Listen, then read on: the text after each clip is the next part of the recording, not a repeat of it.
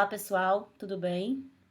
Estamos de volta com o nosso capítulo agora de equilíbrio químico, que trata especialmente relacionado às reações que são reversíveis. Quimicamente falando, as reações, todas as reações são reversíveis, né? Quando estão em condições adequadas para atingirem esse estado de equilíbrio químico, tá certo? Os equilíbrios químicos, gente, eles são dinâmicos, ou seja, as reações diretas e inversas, elas ocorrem na mesma velocidade, tá certo? As velocidades das reações diretas e inversas, elas são iguais, ou seja, no equilíbrio, as concentrações dos produtos e dos reagentes, eles não mudam, porque as velocidades das reações diretas e inversas são iguais, como eu citei anteriormente. Nós vimos lá em cinética química que as reações, elas ocorrem em uma determinada velocidade. O que determina a velocidade de uma reação química é a constante de velocidade, né? Como nós vimos anteriormente no capítulo de cinética química. Ou seja, quando a reação entra em equilíbrio, né, quando não existe mais a tendência de mudar a composição da mistura reacional, ou seja, quando os produtos eles estão sendo consumidos e os reagentes recuperados na mesma velocidade, isso implica que foi alcançado o equilíbrio químico, que, como eu falei anteriormente, é um equilíbrio dinâmico, tá certo? Esse equilíbrio químico está diretamente relacionado, como eu falei, com as velocidades das reações diretas e inversa numa reação reversível. Você pode observar aqui, né, a mistura reacional no tempo zero, onde eu tenho basicamente os reagentes que são dessa coloração aqui, né, mais clara. Com o passar do tempo, né, a reação vai se processando, os reagentes vão sendo transformados em produtos, até que atinja aqui o equilíbrio químico, onde essa cor não vai mais mudar. Por que não vai mais mudar? Porque a reação de produção desse composto marrom, ela vai ser igual à velocidade da reação de recuperação desse reagente de coloração branca. Daí, indica que nós atingimos o equilíbrio químico. Gente, embora as concentrações dos reagentes e dos produtos não sejam iguais no equilíbrio, há uma relação direta entre eles, tá bom? Entre essas concentrações. A relação entre a equação química e as concentrações dos reagentes e dos produtos, essa relação é chamada de expressão da constante de equilíbrio, tá certo? Essa expressão da constante de equilíbrio, ela é alcançada para chegar nessa expressão que vocês estão observando aqui. Nós iremos ver como nós chegamos a essa determinação. Bom, se você considerar uma reação hipotética, como está aqui determinado, né, reação de A mais B dando C mais D, onde os coeficientes estequiométricos estão simbolizados pelas letras minúsculas, para calcular a velocidade dessa reação, nós aprendemos lá em cinética química que a velocidade da reação é uma constante de velocidade que multiplica a concentração dos reagentes elevado à sua ordem, certo? Onde, no caso aqui, X e Y, eles são determinados experimentalmente. Mas no caso, se a reação for elementar, ou seja, se ela acontecer apenas em uma etapa, nós podemos expressar essa velocidade, essa lei de velocidade, da seguinte maneira, né? V é igual a uma constante K, vezes a concentração dos reagentes elevado, né, às ordens, sendo consideradas como sendo os coeficientes estequiométricos, tá certo? Né? Onde A e B são os coeficientes estequiométricos. Então, gente, para uma reação reversível, onde eu considere essa mesma reação hipotética como sendo reversível, né, como eu vou demonstrar aqui para vocês, considerando o conceito de reversibilidade, né, eu tenho aqui uma reação com velocidade direta, né, na reação direta, e também na reação inversa ela vai ter uma outra velocidade.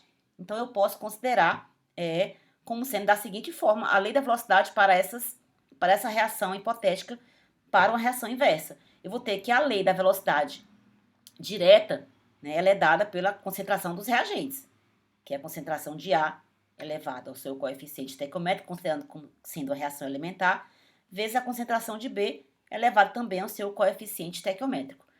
A reação inversa, né, que é C e D se transformando em A e B, C e D serão nossos reagentes. Então, na reação inversa, eu tenho que a lei da velocidade é a concentração de C elevado ao seu coeficiente estequiométrico, vezes a concentração de D elevado ao seu coeficiente estequiométrico. No equilíbrio, gente, nós consideramos que a velocidade da reação direta é igual à velocidade da reação inversa. Então, eu posso igualar essas duas leis, lembrando que aqui, né, nós temos a constante de velocidade para a reação direta e para a reação inversa, eu vou considerar como sendo K1 e K2. Então, no equilíbrio, as velocidades das reações diretas e inversas são iguais.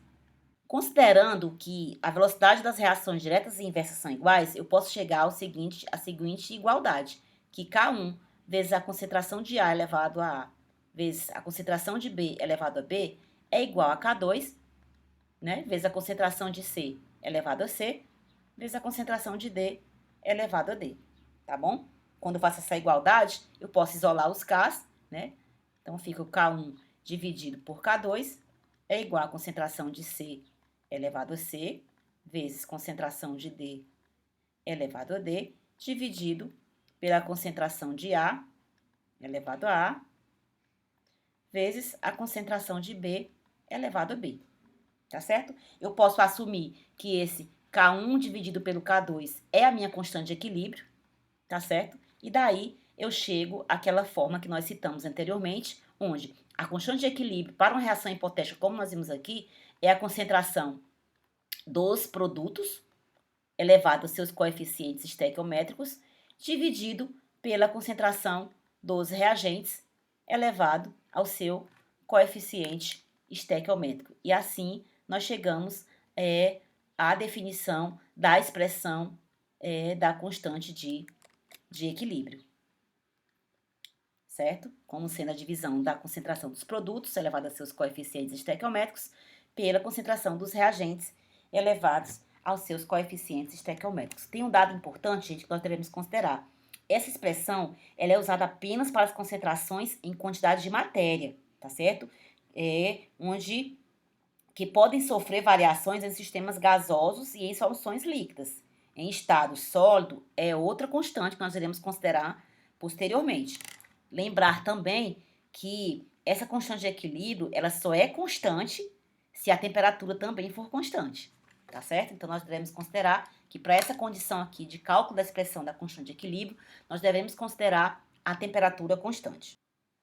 Então, aqui, gente, graficamente, nós estamos representando a variação dessas concentrações dos produtos e dos reagentes ao longo do tempo, tá certo? Vocês podem observar aqui que esse gráfico em vermelho como sendo a variação da concentração dos reagentes e o gráfico em amarelo, a variação da concentração dos produtos. Vocês podem observar que, com o passar do tempo, né, a concentração dos reagentes ela vai decrescendo até atingir um equilíbrio, onde ela não vai variar com o tempo, e a concentração dos produtos vai aumentando até chegar a um ponto, um tempo específico, onde ele também vai entrar em equilíbrio e não vai haver variação da concentração desses produtos, né, que é quando atingimos o equilíbrio químico.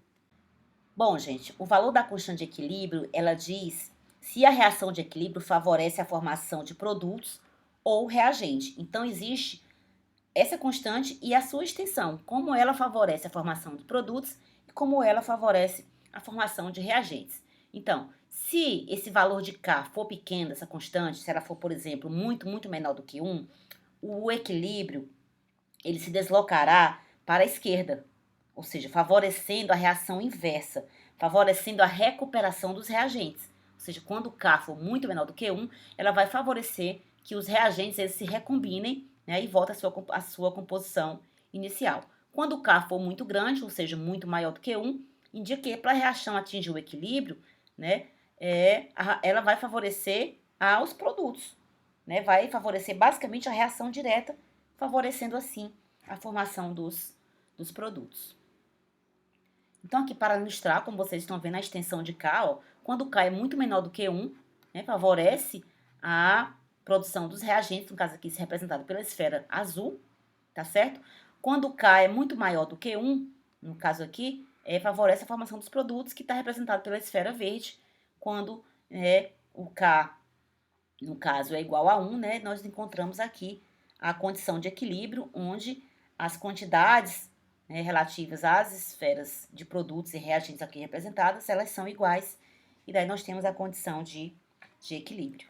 Bom, nós sabemos que K ajuda a prever o sentido em que prosseguirá a reação, né, até ela atingir o equilíbrio.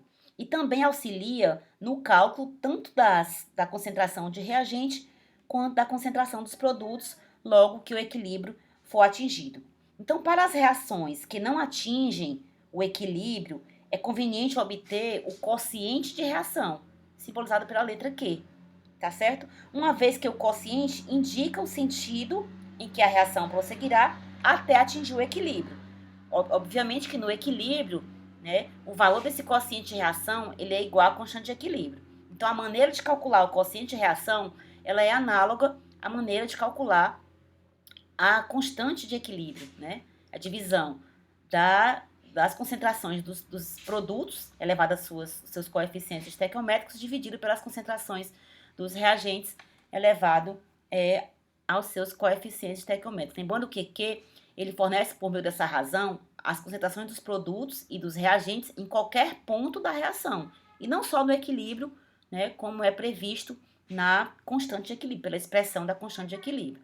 Então, eu podendo calcular esse valor de Q em qualquer ponto, antes que a reação chegue a equilíbrio, eu posso prever, como eu falei anteriormente, a direção que essa reação vai se dar. Se é para a reação direta ou para a reação inversa.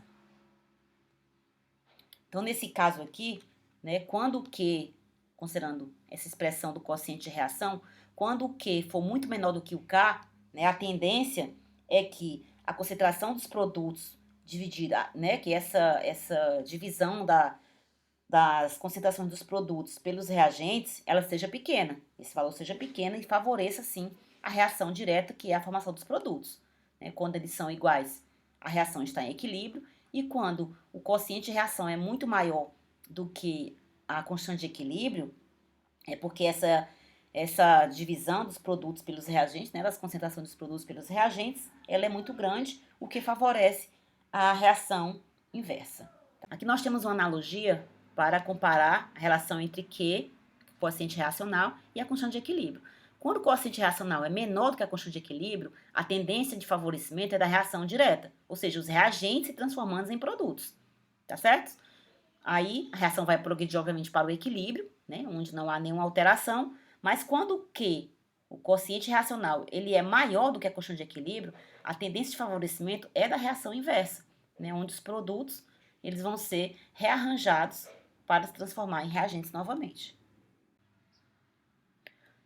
Outro conceito a ser considerado, pessoal, é o fato dos equilíbrios heterogêneos.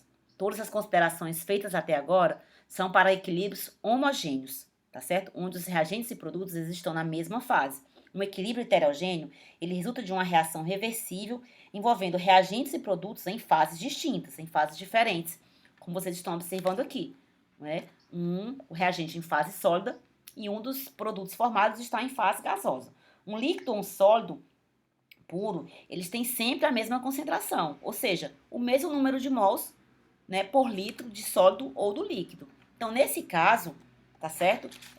Trata-se de um envolvimento de propriedades intensivas. São propriedades que não dependem da quantidade de substância presente. Como vocês podem observar aqui nesse próximo exemplo, ó, a pressão do CO2 no equilíbrio para essa reação aqui, ela é a mesma. Vocês podem encontrar as moléculas de CO2, a pressão vai ser a mesma, independente da quantidade de produto, de CaO, né, de óxido de cálcio ou de carbonato de cálcio formado. Ó. Independente da quantidade, né, a pressão de CO2 será a mesma no equilíbrio, ou seja, os sólidos eles não mudam as suas concentrações. Então, pessoal, considerando o fato dos equilíbrios heterogêneos, nós precisamos fazer uma relação entre a constante de equilíbrio, quando apenas eu posso considerar número de mols por litro, que é a constante de equilíbrio, Kc, e também quando há reagentes gasosos, né, que é a constante de equilíbrio, onde eu tenho que considerar as pressões parciais desses gases formados. A expressão que nós iremos chegar da relação entre essas duas constantes, né, para fases agregadas diferentes, é essa aqui, né, constante de equilíbrio em fase gasosa, que é Kp, questão das pressões parciais, é a constante de equilíbrio na fase agregada, vezes a constante real dos gases, vezes a temperatura, elevado a variação do número de mols, no caso dos gases formados. Nós vamos ver agora como nós chegamos a essa conclusão. Então, pessoal, considere uma reação hipotética de A, né, se transformando em B, uma reação reversível de A se transformando em B. A constante de equilíbrio para essa reação é a divisão dos produtos pelos reagentes elevado aos seus coeficientes estequiométricos. Se eu for considerar a expressão para Kp, onde eu levo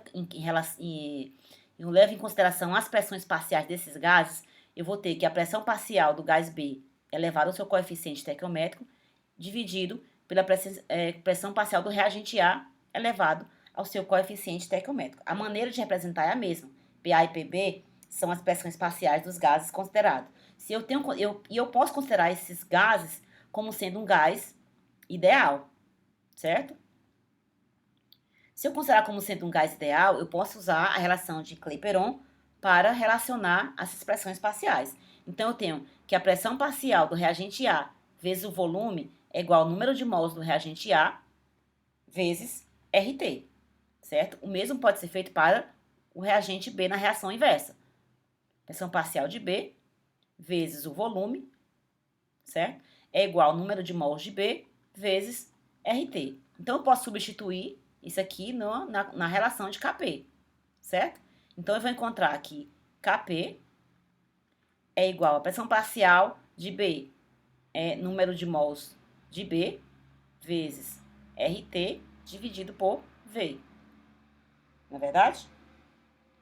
Tudo isso é elevado ao coeficiente estequiométrico, dividido por A, que é o número de mols de A, vezes RT, dividido por V, elevado a A. Eu posso rearranjar isso aqui, tá certo? Da seguinte maneira. Isolar RT, que está se repetindo nas duas expressões. Então, o número de mols de B sobre V elevado a B, dividido pelo número de mols de A sobre V elevado a A, isso aqui vai ser multiplicado por RT elevado a B menos A. Posso fazer essa relação estequiométrica. Quem é número de mol sobre volume? É a minha quantidade de matéria. Então, eu posso ver que Kp é igual, deixa eu só afastar aqui para vocês visualizarem melhor. Certo? Posso dizer que Kp aqui vai ser igual, como eu falei, número de mol sobre volume, a quantidade de matéria, né? Então, vai ser a concentração de B elevado a B, dividido pela concentração de A elevado a A, vezes RT, B menos A é uma variação, né? Número de mols dos produtos menos os reagentes. Então, quem é essa expressão aqui, ó? Assim, nós vimos lá no início. Essa expressão é justamente, ó, o meu Kc. Então, eu posso substituir Kc aqui e chegar à minha relação entre Kp e Kc, né? Eu posso entender que Kp é igual a essa expressão, que é Kc, vezes RT elevado a ΔN, no caso ΔN, quando envolve os elementos gasosos. E assim nós chegamos à relação entre Kp e Kc. Aí, pessoal, neste caso, a constante real dos gases, né, como a pressão comumente ela é expressa em ATM, nós utilizamos o valor de 0,082, tá certo? Litros vezes ATM por Kelvin, tá certo? Então, pessoal, continuando, há uma regra, né, que ajuda a prever o sentido de uma dada reação, né, como uma dada reação evolui para o equilíbrio, quando ocorre uma variação tanto na concentração, quanto na pressão, quanto no volume ou na temperatura desse sistema reacional. Esse princípio é chamado de princípio de Le Chatelier, que fala o seguinte: quando um sistema em equilíbrio sofre algum tipo de perturbação externa, ele se deslocará no sentido de minimizar essa perturbação, a fim de atingir o equilíbrio, a fim de atingir, né, uma nova situação de equilíbrio, como está aqui descrito. A palavra perturbação significa uma variação, gente, tanto na concentração, ou na temperatura, ou na pressão, ou no volume do sistema reacional, né, que afaste o sistema do estado de equilíbrio. Tá certo? Então, aqui nós temos o primeiro critério de perturbação, que é a concentração. Se eu adicionar substância, se eu alterar a concentração do sistema reacional, adicionando substância, adicionando reagente, no caso, ao sistema reacional, esse sistema vai se deslocar no sentido de consumir, do consumo dessa substância, ou seja, vai formar mais produtos. Ou seja, aqui o sistema está em equilíbrio. Eu venho e eu altero o equilíbrio adicionando reagente. Quando eu faço isso, eu favoreço uma alteração do equilíbrio. Como? Fazendo com que o quociente reacional ele seja menor do que a constante de equilíbrio. O que é que vai favorecer? Vai favorecer a reação direta para que se atinja um novo equilíbrio e daí vai favorecer a formação de produtos. Se for ao contrário, se eu remover substância, né? Como é que eu vou remover substância? Adicionando produto, tá certo? Se eu remover substância, vai acontecer o contrário. O equilíbrio vai ser alterado, vai ser perturbado, vai fazer com que o quociente reacional ele seja menor do que a constante de equilíbrio, o que vai favorecer a reação inversa, que é o restabelecimento da formação dos reagentes. E daí nós temos uma alteração, né, por meio do princípio de Le Chatelier. Termodinamicamente falando, gente, quando os valores relativos de Q e K são alterados, tá certo? Nessa situação, a quantidade de reagente de produto faz com que o Q fique momentaneamente abaixo de K, né?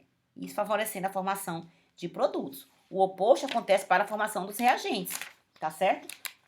Né? Há uma alteração termodinâmica, né, no sentido de favorecer com que K seja menor do que Q e daí favoreça a formação de produtos, no caso, quando há remoção de substância.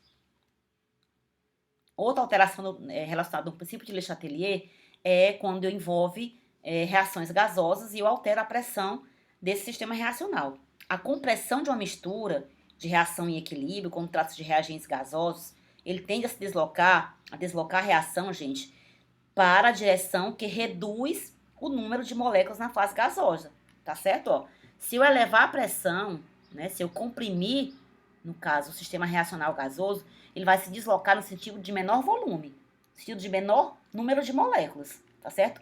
Se eu diminuir a pressão, ou seja, se eu aumentar o volume do sistema, tá certo? Se eu descomprimir o sistema, eu vou deslocar no sentido de maior volume, ou seja, onde tem maior número de moléculas. E assim nós entendemos que, né, como falei anteriormente, que um sistema de compressão vai se deslocar no sentido onde reduz o número de formação de moléculas, tá certo?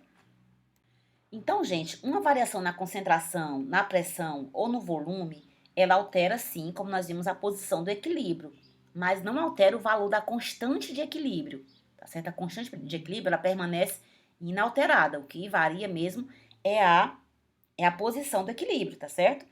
Então, uma variação na constante do equilíbrio, ela é favorecida, digamos assim, quando eu vario a temperatura, tá certo? A variação de temperatura, ela altera a constante de equilíbrio. No caso aqui, ó, isso vai ser considerado para as reações endotérmicas e exotérmicas. As reações endotérmicas, no caso, né, quando eu disponho de absorção de calor para que a reação aconteça, uma elevação de temperatura, neste caso, ela vai deslocar o equilíbrio para o lado endotérmico, ou seja, para o favorecimento da formação dos produtos, tá certo?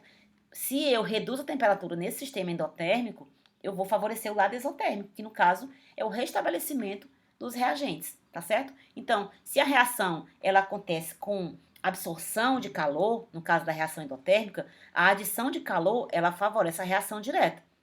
Se a reação acontece com liberação de calor, a adição desse calor favorece, no caso, a reação inversa. Tá certo? Vale também considerar, gente, que os catalisadores, eles aumentam, como nós falamos lá em cinética química, proporcionalmente à velocidade das reações direta e inversa. Ou seja, esse catalisador, a presença dele, não altera a constante de equilíbrio, né? Desde que a temperatura não seja alterada, tá certo? Então, pessoal, como nós vimos, a constante de equilíbrio ela depende da temperatura, como eu falei no slide anterior. Então, o efeito da temperatura na constante de equilíbrio é uma consequência da dependência da constante de equilíbrio com a temperatura, tá certo? Então, a relação entre a constante de equilíbrio, a temperatura e a energia livre de Gibbs, ela se aplica em qualquer temperatura, porque a energia livre de Gibbs, ela me dá a espontaneidade dessa reação. O quanto essa reação vai ser espontânea naquela temperatura ou não, tá certo? Eu vou usar as mesmas determinações do quociente reacional, a mesma maneira de calcular, para determinar o quanto essa variação de energia livre de Gibbs, ela está relacionada com o quociente reacional e, teoricamente, com a constante de equilíbrio, tá certo? Essa equação termodinâmica, ela me diz que há uma relação entre o quociente reacional da reação, numa temperatura específica, né? E quanto ela vai ser espontânea ou não, tá certo? No equilíbrio, eu sei que o quociente reacional é igual à constante de equilíbrio, certo? E no equilíbrio, eu tenho que a variação da energia livre de Gibbs é igual a zero, da reação, é igual a zero. Então, eu posso rearranjar essa equação de cima da seguinte maneira, tá certo? Tendo que a variação da energia livre de Gibbs padrão daquela reação, ela é igual a menos RT, constante real dos gases, vezes a temperatura que está acontecendo a reação, vezes o Ln da constante de equilíbrio, no caso, quando a reação atingiu o equilíbrio, e o ΔG da reação vai ser igual a zero. Então, pessoal, eu posso determinar, né, o quanto essa constante de equilíbrio ela vai alterar com a temperatura. Que para encontrar uma relação quantitativa entre as constantes de equilíbrio da mesma reação em diferentes temperaturas, eu tenho que considerá-la em diferentes temperaturas, ou seja, T1, né, T1 e T2, tá certo? Usamos a equação fundamental da termodinâmica e a composição do sistema em equilíbrio em diferentes temperaturas. A equação fundamental da termodinâmica para este caso é essa equação aqui, tá certo? Da energia livre de Gibbs relacionado com o quociente reacional. Quando está em equilíbrio, né, eu posso fazer esse rearranjo para incluir a constante de equilíbrio. Então, voltando aqui, eu posso escrever como eu falei, né, relacionando a constante de equilíbrio em uma determinada temperatura. Quando eu vario a temperatura, eu falei para vocês que a variação de temperatura altera também a constante de equilíbrio. Então, eu posso, né, fazer essas duas considerações. Se eu subtrair a relação 2 da relação 1, eu vou chegar a essa igualdade, tá certo? Esse rearranjo matemático. Outra consideração a ser levada em consideração, gente, é que no ponto nós precisamos introduzir a definição de ΔG de reação e entropia, tá certo? Em termos de quê? Em termos de variação de ΔH da reação e da entropia da reação. Então, só substituir aqui ΔH de reação por esses valores para a temperatura 2 e para a temperatura 1. Quando eu faço o rearranjo, eu vou chegar na equação chamada de equação de Van Hoff, onde eu vou estudar que quando eu vario a temperatura do sistema reacional, eu vou ter variação na minha constante de equilíbrio, tá bom? Essa é uma versão quantitativa do princípio de Le Chatelier para o efeito da temperatura, certo? Neste caso, a gente tem que assumir que a entropia do sistema ela é independente da temperatura, tá certo? Para nós chegarmos à equação de Van Hoff. Então, nós finalizamos com a equação de Van Hoff, o capítulo de equilíbrio químico. Eu espero que tenha sido proveitoso para vocês, tá bom? Desejo bons estudos e até a próxima.